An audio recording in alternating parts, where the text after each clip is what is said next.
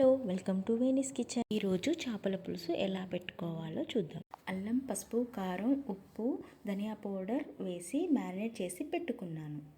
ధనియా, methi, mustard seeds grind చేసి పెట్టుకోవాలి. ఇప్పుడు స్టవ్ వెలిగించి ఒక వెడల్పాటి గిన్నె పెట్టుకోవాలి. అందులో 3 టేబుల్ స్పూన్ల ఆయిల్ వేసుకోవాలి. ఆయిల్ కొంచెం ఎక్కువగానే పడుతుంది. చేపల కూరకు ఆయిల్ ఎక్కువగా ఉంటే టేస్ట్ బాగా ఉంటుంది. ఆయిల్ వేడయ్యాక దీనిలో ఒక 1/2 టీ స్పూను మెంతులు వేసుకొని గోల్డెన్ బ్రౌన్ కలర్ వచ్చే వరకు ఫ్రై చేసుకోవాలి. తర్వాత 1/2 టీ స్పూన్ జీలకర్ర వేసుకోవాలి.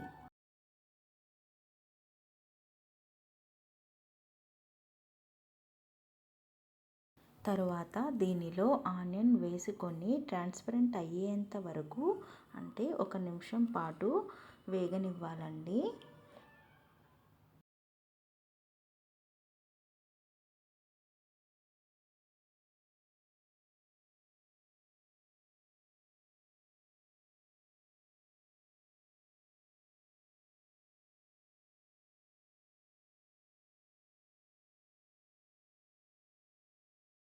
చూసారు కదా, ఈ విధంగా వేగిన తర్వాత దీనిలో మెంతి కూర, పుదీనా, స్ప్రింగ్ ఆనియన్ కూడా వేసుకొని మరొక నిమిషం పాటు వీటిని వేగనివ్వాలి.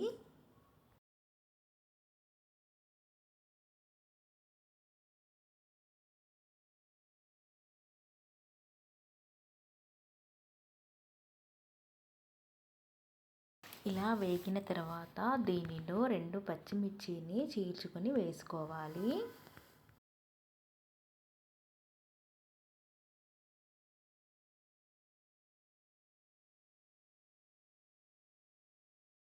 తరువాత దీనిలో అల్లం వెల్లుల్లి పేస్ట్ వేసి పచ్చివాసన పోయేంత వరకు వేయించుకోవాలి.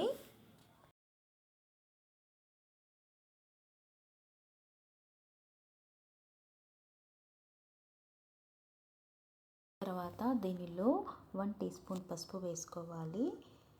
1/2 టీ స్పూన్ ధనియా పౌడర్ వేసుకోవాలి.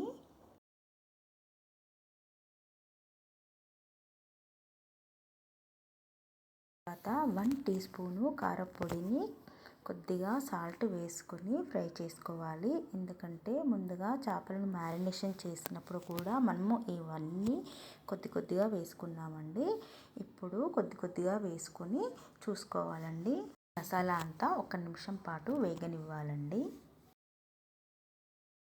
ఈ విధంగా వేగిన తర్వాత దీనిలో చింతపండు రసంని పోసుకోవాలి. నేను ఒక పెద్ద నిమ్మకాయ అంత చింతపండుని తీసుకొని రసం తీసి పెట్టుకున్నాను.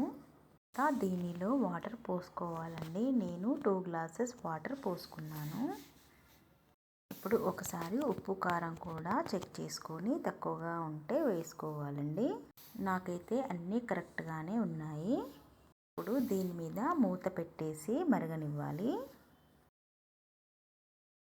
కదా ఎలా మరిగిపోతుందో పులుసు. ఈ విధంగా మరుగుతున్నప్పుడు మనం ముందుగా ప్రిపేర్ చేసుకున్న మసాలా పౌడర్ ఉంది కదండి, అది వేసుకొని బాగా కలుపుకొని ఒక 2 నిమిషాలు మరగనివ్వాలి.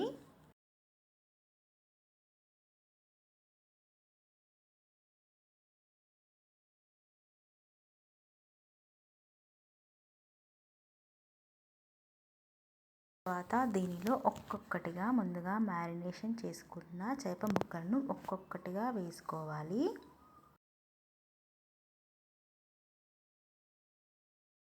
ఈ విధంగా అన్ని చేప ముక్కలను వేసుకోవాలండి.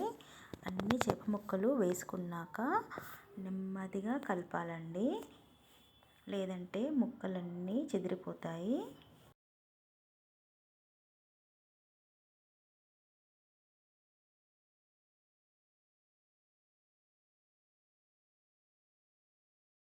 కదా నేను ఏ విధంగా అయితే గరిటెతో అటు ఇటు కదుపుతున్నానో అదే విధంగా కదపాలండి.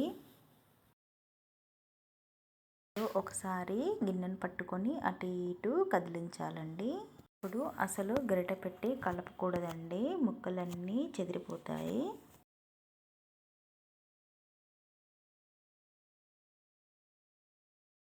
చివరిగా దీనిలో కొద్దిగా కరివేపాకు, కొత్తిమీర వేసుకొని స్టవ్ ఆఫ్ చేసుకోవాలండి.